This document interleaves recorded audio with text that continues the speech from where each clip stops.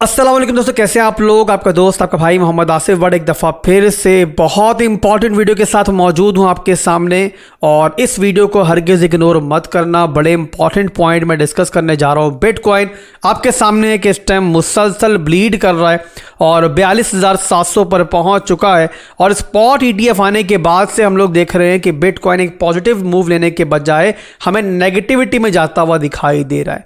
और इसके अलावा आप ये भी देख रहे होंगे कि ऑल्ट कॉइन्स भी यहां पर जो है ना, जब से बिटकॉइन डंप कर रहा है कोई अच्छा मूव हमें नहीं दे रहे। बहुत ज़्यादा डंप तो नहीं हुए बट बहरहाल फिलहाल भी देख रहे हैं कि हमें जो है पंप करते हुए दिखाई नहीं दे रहे। तो सारे रीजंस आपको बताऊंगा आज की वीडियो में कि आखिर क्यों मार्केट इस तरह की आपको तस्वीर पेश कर रही है। और इसके बाद हम अगले कुछ दिनों के अंदर बिटकॉइन के अंदर भी और ऑल्ट कॉइन्स के अंदर भी क्या देखेंगे। क्या बहुत बड़ा पंप हमारा मुंतजिर है या फिर यहां पर कोई डंप हमारा मुंतजिर है। तो बिना किसी देरी के वीडियो को स्टार्ट करता हूं। वीडियो को आखिर तक देखना, आपका ही फायदा होगा। और वीडियो को हम स्टार्ट करेंगे बिटकॉइन के चार्ट से।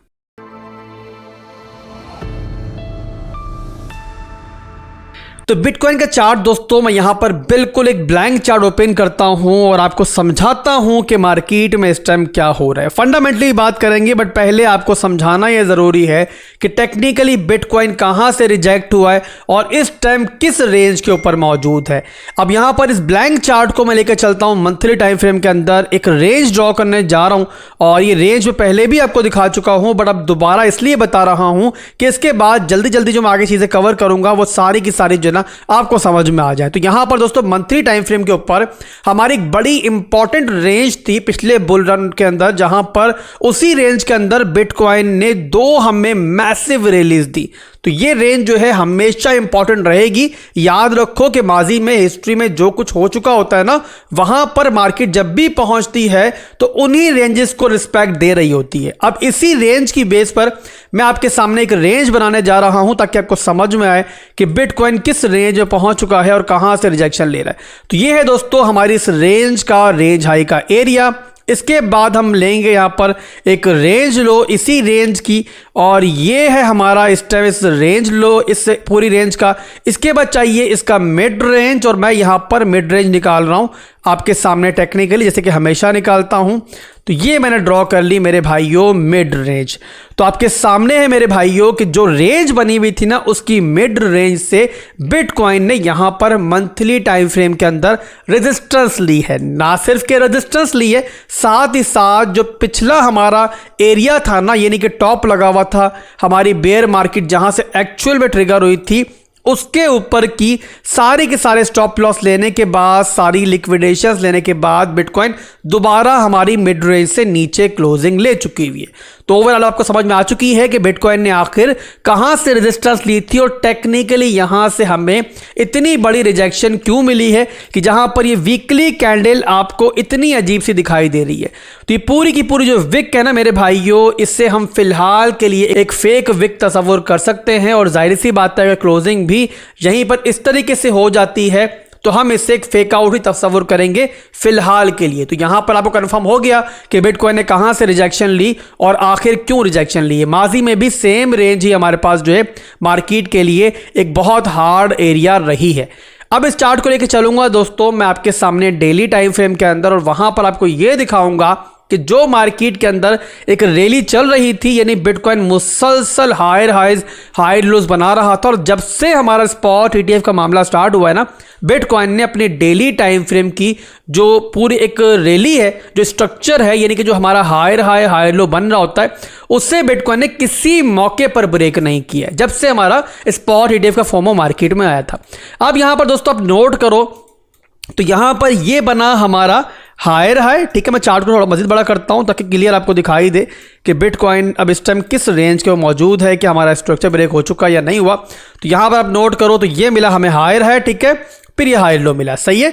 इसके बाद इस रेंज से ऊपर हमें एक नया हायर हाई मिला, ठीक है, फिर यहां पर हमें हायर लो मिला। उसके बाद बिटकॉइन ने फिर एक नया हाई बनाया। अब यहां पर दोस्तों स्ट्रॉन्ग लो कौन सा है हमारा, वो है हमारे पास ये वाला एरिया। ये है हमारा स्ट्रॉन्ग लो का एरिया, जो कि जाहिर सी बात है हमारे लिए एक सपोर्ट भी कंसीडर होगी डेली टाइम फ्रेम के अंदर। ठीक है, तो आपके सामने है कि बिटकॉइन इस टाइम जिस एरिया से सपोर्ट ले रहा है ये है हमारा डेली टाइम फ्रेम का स्ट्रॉन्ग लो का एरिया, जो कि फिलहाल के लिए यहां पर इंटैक्ट है।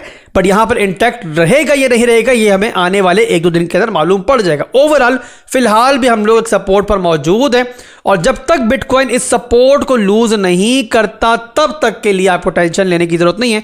बट जहां पर जाहिर सी बात है इससे नीचे क्लोजिंग हो जाएगी डेली हमारी, तो फिर हमारा जो सारे का सारा प्राइस एक्शन है वो चॉपी हो जाएगा। अब यहां पर दोस्तों मैं एक लिक्विड ट्रेंड लाइन भी लूंगा, उससे भी आपको आइडिया हो जाएगा कि हमारे पास जो इस टाइम ट्रेंड लाइन की सपोर्ट है वो कहां बन रही है। तो उसके लिए मैं यहां पर एक ट्रेंड लाइन ले लेता हूं और यहां पर मैं एक यहां पर आपके लिए सपोर्ट ड्रॉ कर रहा हूं, ठीक है। तो इससे आपको आइडिया हो गया कि हमारे पास ट्रेंड लाइन की सपोर्ट जो है वो कहां पर मौजूद है।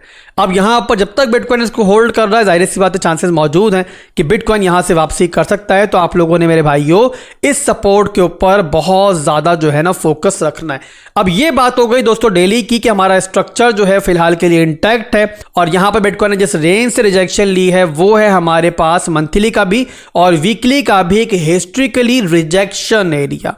अब यहां पर दोस्तों आप लोगों का सवाल ये होगा कि आखिर बिटकॉइन स्पॉट ETF के बाद मार्केट क्यों ब्लीड कर रही है, जबकि उससे पहले हर कोई ये बात कर रहा था मेरे अलावा, याद रखो मेरे अलावा हर कोई ये बात कर रहा था कि मार्केट में जब ये खबर आएगी कि स्पॉट ETF मंजूर हो चुका है तो मार्केट पागलों की तरह पंप करना स्टार्ट कर देगी। बट तब भी मैं आप लोगों को बता रहा था मेरे भाइयों कि इतना आसान यहां पर मार्केट में पैसा बनाना नहीं होता है। अगर सब कुछ इतना आसान और आपको बता के किया जाएगा तो आखिर मार्केट मेकर्स कैसे पैसे बनाएंगे? मार्केट मेकर्स कब पैसा बनाएंगे? जाहिर सी बात है जब आप पैसा गवाओगे। और अब मेरे भाइयों एक नई हकीकत सुन लो क्रिप्टो मार्केट की कि मार्केट मेकर्स का बाप मार्केट में आ चुका है। कौन है वो? ब्लैक रॉक है। और इसके अलावा वो तमाम इंस्टीट्यूट्स के जिन्होंने यहां पर स्पॉट ETF को फाइल किया है, ये मामूली लोग नहीं है। याद रखो ब्लैक रॉक के पास इतना पैसा है हैंडल करने के लिए कि वो पूरी की पूरी जो गवर्नमेंट्स है ना उनको हिला सकता। तो यहां पर आप लोगों को समझने की जरूरत है दोस्तों कि आपको अगर पैसा कमाना है मार्केट में तो मार्केट मेकर्स के दिमाग से सोचना पड़ेगा। और वही मैं आपको इतने दिनों से समझा रहा था कि आप लोग अपने रिस्क मैनेज करके चलो। और यहां पर अगर आप ये सोच रहे हो कि मार्केट रातों रात मून पर पहुंच जाएगी तो आप लोग गलती कर रहे हो। याद रखो दोस्तों बहुत बड़ा इवेंट था स्पॉट ETF, बट जाहिर सी बात है मार्केट में पैसा कैसे लेकर आना है, कब लेकर आना है, ये मार्केट मेकर्स ने डिसाइड करना है। तो फिलहाल के लिए दोस्तों कोई भी आपकी स्पॉट की होल्डिंग्स हैं, कोई आपने मिड टर्म और लॉन्ग टर्म की बाइंग की हुई है तो टेंशन लेने की जरूरत नहीं है।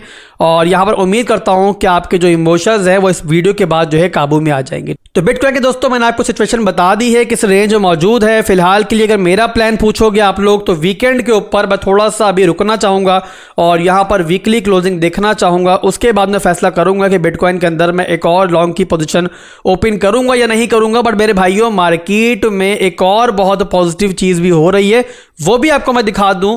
और वो पॉजिटिव है दोस्तों ओल्ड कॉइन्स के लिए। वो क्या पॉजिटिव चीज है उसके लिए मैं आपको लेकर चलता हूं बिटकॉइन की डोमिनेंस के चार्ट के ऊपर। यहां पर आपको ये दिखाई दे रहा होगा कि बिटकॉइन तो यहां पर तकलीफ के अंदर मौजूद है बट बिटकॉइन की डोमिनेंस भी मार्केट में कम हो रही है। इसका क्या मतलब है?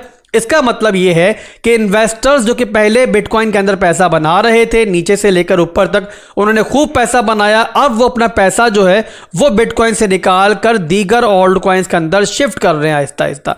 और इसी रीजन की वजह से मेरे भाइयों वो सपोर्ट जो कि डोमिनेंस की पहले टूटी थी और सिर्फ स्पॉट ETF की वजह से दोबारा रिक्लेम हुई थी और उसके बाद हमारी डोमिनेंस जो है बढ़ती चली गई थी, वो दोबारा ब्रेक हो चुकी है।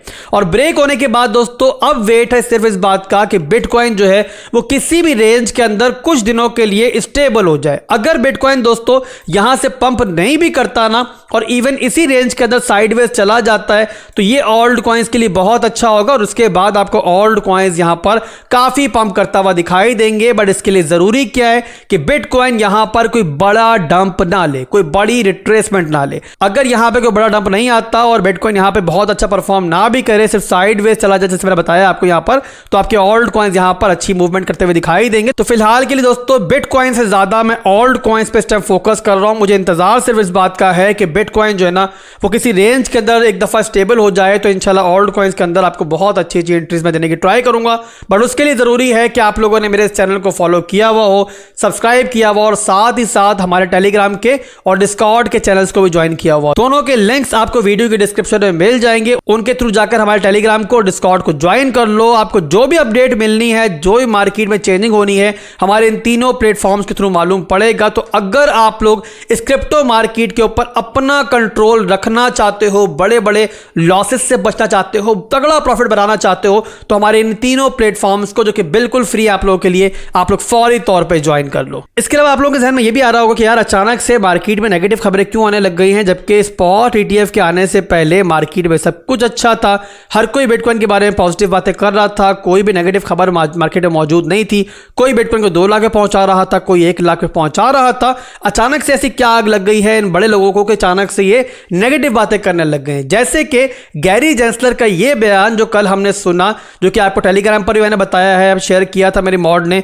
और इसके अलावा मेरी मॉड ने एक वीडियो कल बनाई थी जहां पर आपको मार्केट की फंडामेंटल अपडेट्स दी थी, उसमें भी इस बयान का जिक्र किया था कि गैरी जेंसलर ने यह कहा है कि बिटकॉइन जो है वो मनी लॉन्ड्रिंग और टेररिज्म के अंदर इस्तेमाल होता है, तो क्रिप्टो मार्केट से आप थोड़ा बच के रहो। अब इतना बड़ा बयान सिक्योरिटी एंड एक्सचेंज कमीशन के मेंबर को देने की अचानक से क्या जरूरत पेश आई? तो मेरे भाइयों, इसको भी लिंक कर लो मेरी वीडियो की शुरू की बात से कि मार्केट मेकर्स जो है ना, इनका बाप मार्केट में आ गया और जाहिर सी बात है आपको इतनी आसानी से वो पैसा बनाने नहीं देगा। और आपको क्या लगता है कि आपसे वो महंगे दामों पर चीजें खरीदेंगे? जाहिर सी बात है वो चाहेंगे कि आपसे सस्ते दामों के ऊपर वो क्रिप्टो खरीदें और बाद में मार्केट को पंप करके महंगे दामों बेचे। तो मेरे भाइयों, तमाम जो नेगेटिविटी मार्केट में बनाई जा रही है या अगर बनाई जाती है आने वाले दिनों के अंदर, तो वहां पर बस आप लोगों ने ये बात जहन में रखनी है कि वहां पर आप लोगों ने पैनिक नहीं होना है, और जो भी सिचुएशन बनेगी ना, मैं इंशाल्लाह मैं आपको वहां पर साथ के साथ गाइड करता रहूंगा, और चाहे पंप हो डंप हो, आपका भाई आपका साथ नहीं छोड़ेगा, आपको गाइडेंस देता रहेगा,